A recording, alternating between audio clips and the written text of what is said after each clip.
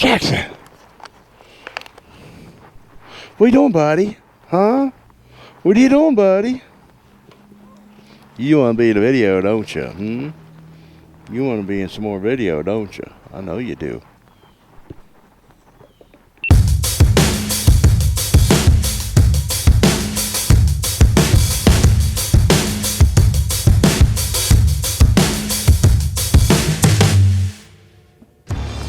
Check the mic 1, 2.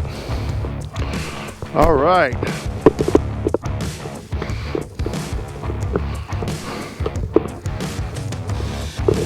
Ladies and gentlemen, boys and girls, gorilla fans of all ages,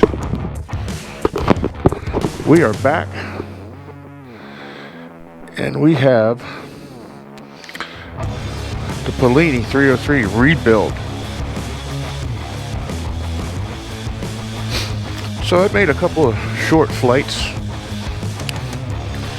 on here since the rebuild. Clipper up.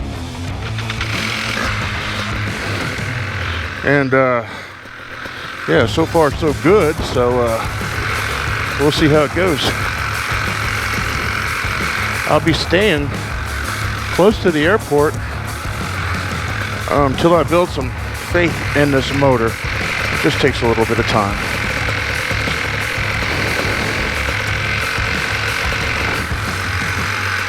Alrighty, here we go. Gonna roll on throttle.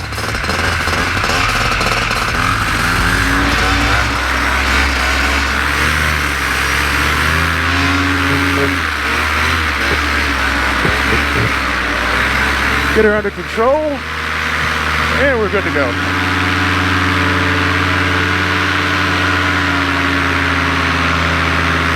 All right, 152 degree water temperature. And the Polini is airborne.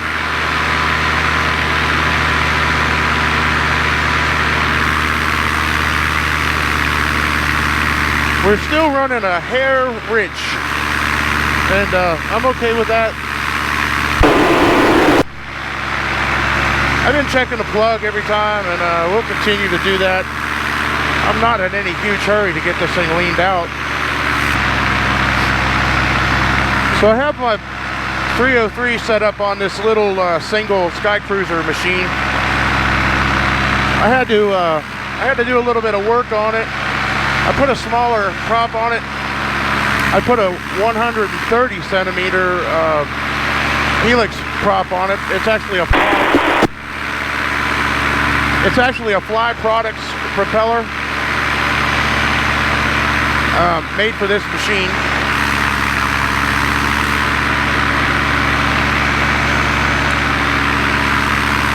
So there's really not any good comparison to compare this to the Cosmos yet. Not unless you have the same setup, the same production, same propeller. So right now I just want to fly this thing and gain some faith in it. And that's the plan for today. Well, if you followed the Polini saga, you will see that I burned up 2 of these engines. There was a lot of back and forth. I wasn't really happy with the service that I got initially. Eventually, Polini, realizing there was a problem, it came up with an upgraded head and a different needle to allow some more fuel in that mid-range or upper range, I guess. There goes Lance, got a nice launch. So the issue that you have when you burn a hole in the piston, there's a lot of metal that goes down inside of the lower crankcase of that engine. So the fix that they did does not involve splitting the case. So what we did is we flushed that thing very, very thoroughly. We spent an hour flushing that engine out with mineral spirits. We'd fill the crankcase with mineral spirits and work that crank by hand, turn it and dump it out, and At first you could see a lot of the chunks of metal coming out, then they got smaller and smaller. We'd continue that process with mineral spirits, flushing out, dumping out, blowing it out with the compressor, add more mineral spirits and repeat. We used nearly a gallon of mineral spirits. And we started dumping it through a clean white rag, and we kept on doing that until we couldn't see any more metal, and several more cycles after that. So I feel like we got it pretty clean. Could there be a small fragment somewhere in there? Yeah, sure there could. I'm really hoping there's not, but time will tell. The power with the engine is good. I don't notice any reduction in power or anything along those lines, so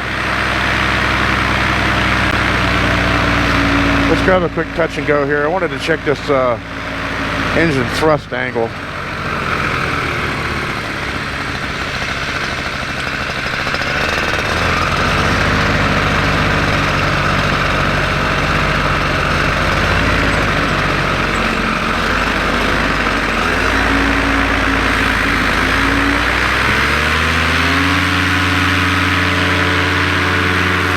Yeah, it's a little bit better. Could use a touch more, maybe.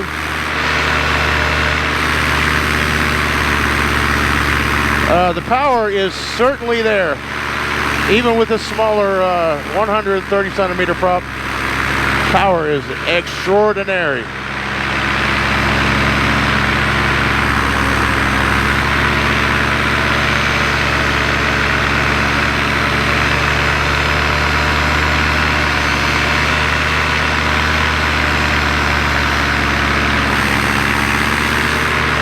Temperatures are looking good.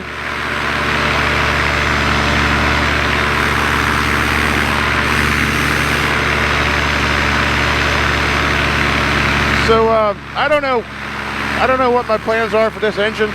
Probably going to put it on a trike and sell it. I may offer it on this Skycruiser trike.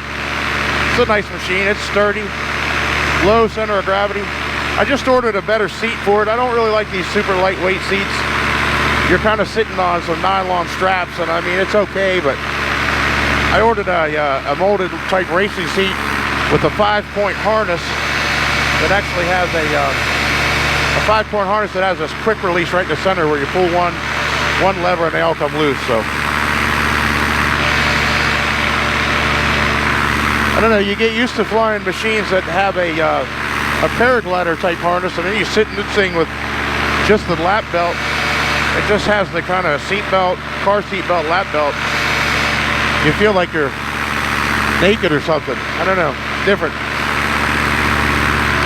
I mean, the kind of flying that I do is, I'm not going to be upside down, so it's sufficient, I guess.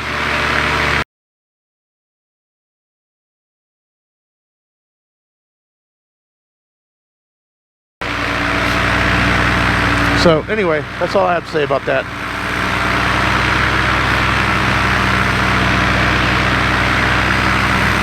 It works! The Polini runs!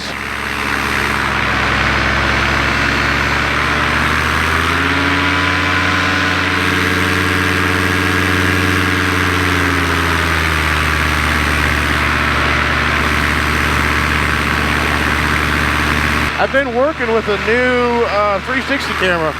Actually, I'm using it today. I've been posting some videos in the real the 360 format. So I know that's not for everybody, and that's me being jerky on the throttle. I know that format is not for everybody, but let me know what you guys think about that. I think I'm going to start a separate channel just for those 360 videos. There are some people that really enjoy that. They'll put on a virtual reality headset or use their phone. There's actually something called Cardboard that you can get through YouTube. I'll put a link down there in the description. It puts your cell phone in a cardboard, basically VR headset. So wherever you look with your phone, it's like you're riding along on a trike, and you can see whatever you want. You can look behind me, in front of me, below me. So it's pretty cool. I recently got the Oculus Quest 2 virtual reality headset. If you guys haven't seen that yet, check it out because it is awesome. I had seen those over the years, and I thought that it required a powerful computer to operate it. I don't know, maybe probably in the past it did. Now it's self-contained within the headset. Virtual reality is just incredible. All right, well, so far this thing is running like a champ. Still just a tad rich, but I'm okay with that. What my plan is today, at the end of this flight, I'm gonna go up high, do a full throttle run, kill the engine, and glide down for a landing. I wonder if Dave headed for Stream Song. No, he went down to the south there. Say again, Dave?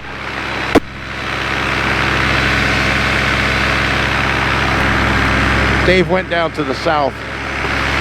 Yeah, roger that. Stop in for a beer, I guess, huh? All right, so what's coming up? What's coming up here? We got the Sunnyland fly-in at Okeechobee. This is kind of geared toward replacing the Palm Bay fly-in, because that's not happening this year. Marcos and Christina, the owners of Sunnyland, have agreed to take all us crazy paramotor pilots in again. Marcos is a paramotor pilot too. It's a beautiful, beautiful private strip airport. They have, I don't know, it must be 50 acres of pasture that they're letting us use. We were down there a month or so ago for the Sunnyland small fly-in. Awesome time, great hospitality, great folks. They've been upgrading the property. They've been putting in some bathrooms and showers, some more area for campers. So we're looking forward to that one. After that, in the beginning of April, we have Sun and Fun, the second largest fly-in in the country, right here in Lakeland, Florida. It's about 45 minutes north of here. Florida Flight Sports will be a vendor at Sun and Fun this year, so we'll have a tent there set up. We'll have a bunch of machines and staff over there. We'll have a bunch of our previous students over there to hang out and eat and talk to people. If you want to come down and see our equipment and meet us, come on down. That's April 5th through the 10th at Lakeland Linder Airport. Awesome time, awesome fly-in.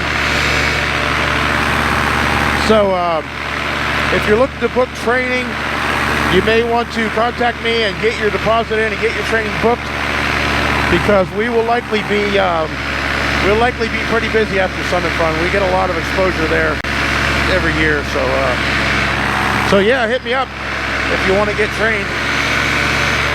Let me know if you're interested in a machine like this right here or something else. I have a student now that has purchased a Scout paramotor, Scout Carbon. He's a foot launch guy, and I talked with him about that decision. It's not a bad paramotor. It's a beautiful paramotor. I mean, it's a piece of art. Coming back around, southbound. Looks like it's going to Yeah, roger that. I'm staying low. Yeah, that Scout is it's a work of art. It's a beautiful machine. He got the factory R on it. My concern is how durable it's going to be for someone that's in training. I'm going to have him make a few flights on my SkyMax, and I think he'll do fine. The point is, guys, if there's something that you want, I can get it. I'm a distributor for pretty much anything. I try to keep it that way, so I'm not limited to pushing people towards a certain type of equipment just because that's what I get, and that's what I get the best price on. It just seems to me that that's the right way to do business. All right. I'm going to go ahead and fly out this way and get underneath of that airplane's wake turbulence.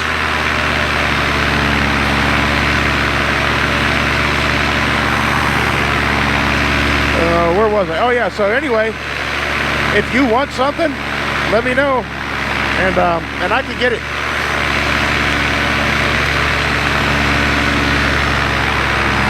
So, interesting story with the Scout. I got a call from Canyon at Team Fly Halo. And he said, hey, Rick, I've been in contact with one of your students.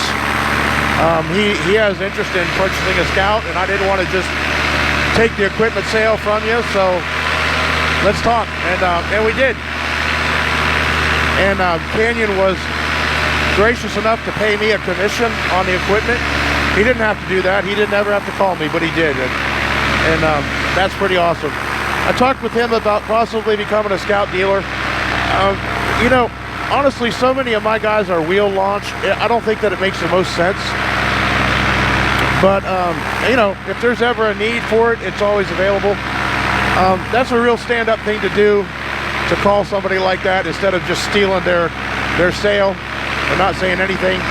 I've had that happen to me a couple times this year in both directions. I had an importer that I've worked with. A student contacted them directly, a student that was active in training with me, and I'll leave their name out of it, the student and the importer, but the importer undercut my price, saved the guy $800 because they could, and sold him equipment directly. Now this fella had taken about 3 flights with me, I think, so he was not PPG 2 rated by any means. He got that equipment and I guess struggled to set it up on his own, but finally got it set up.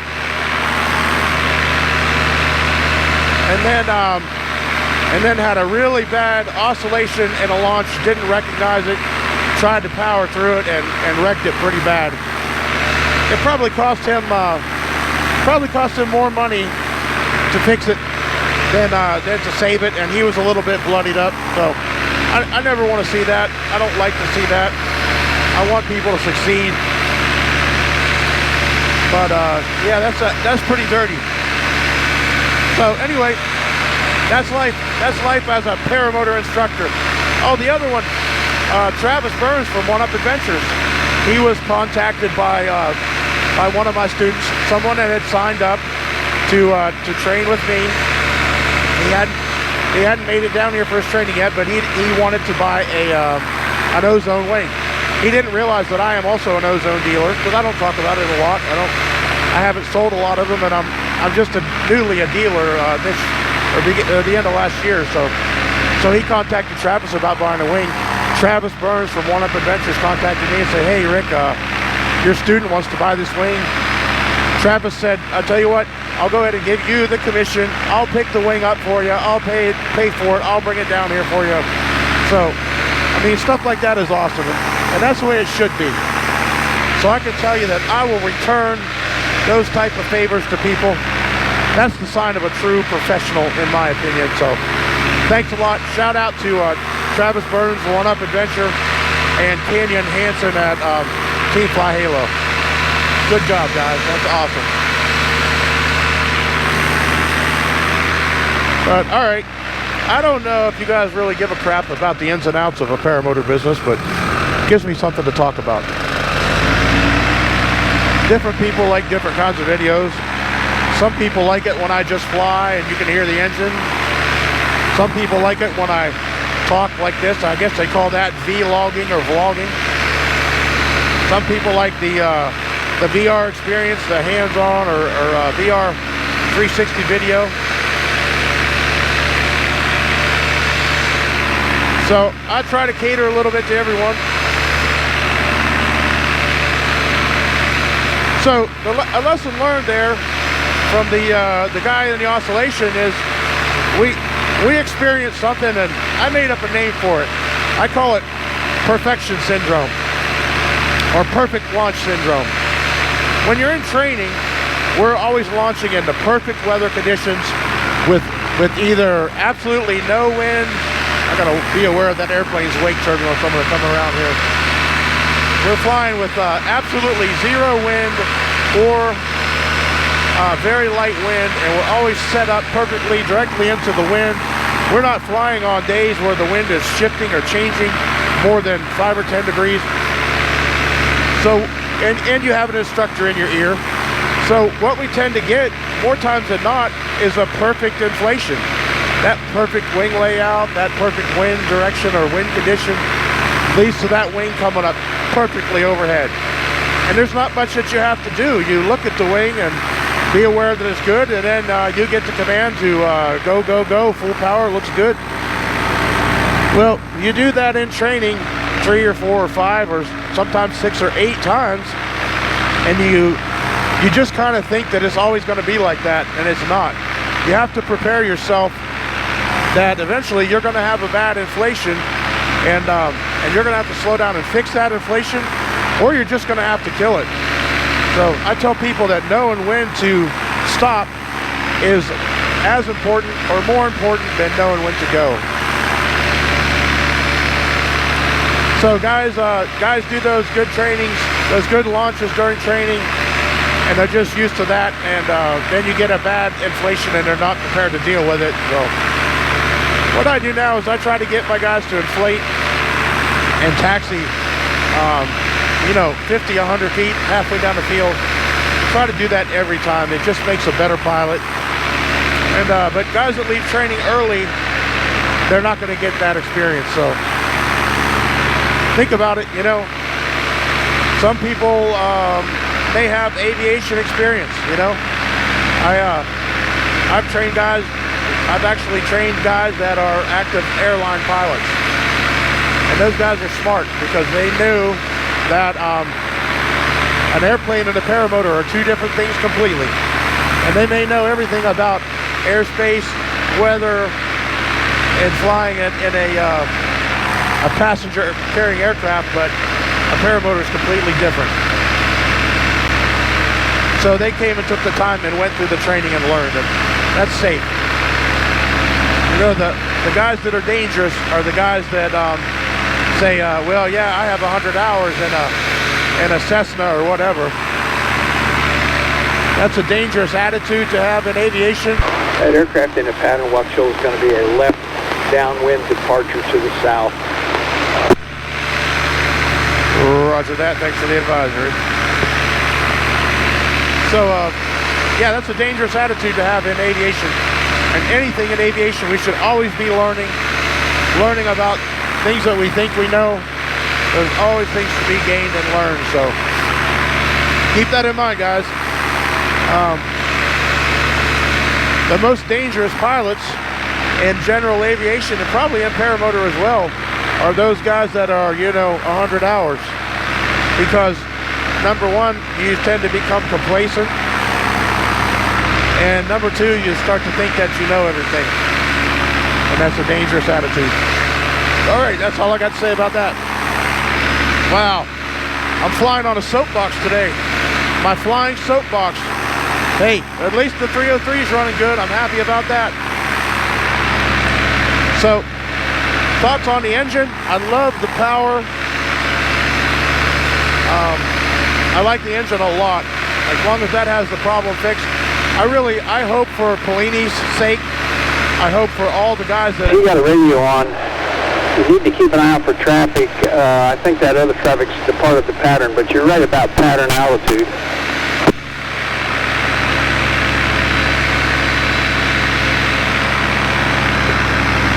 Yeah, that aircraft left the pattern departing to the south.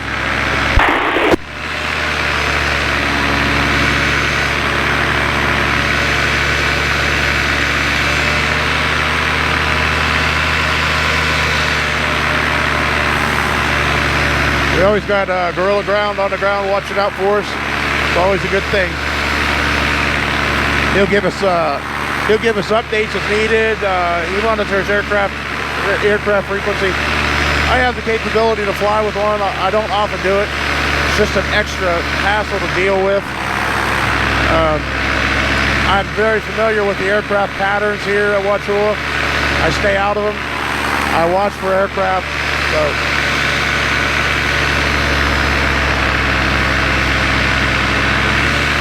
There's that aircraft up there. He's departing to the south, headed back to wherever he came from. Yeah, my favorite kind of flying is this right here, down low, down at or below tree level.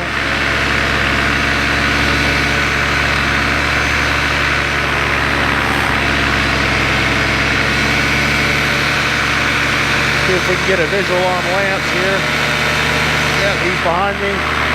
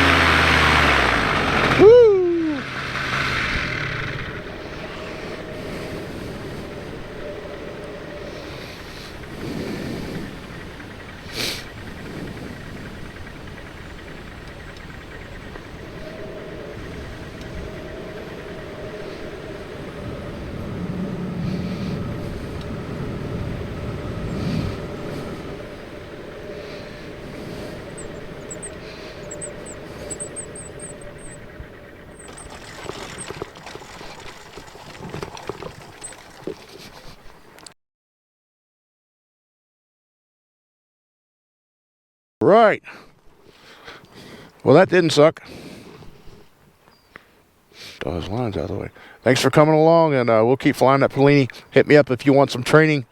Till next time, guys. Gorilla's out. Peace.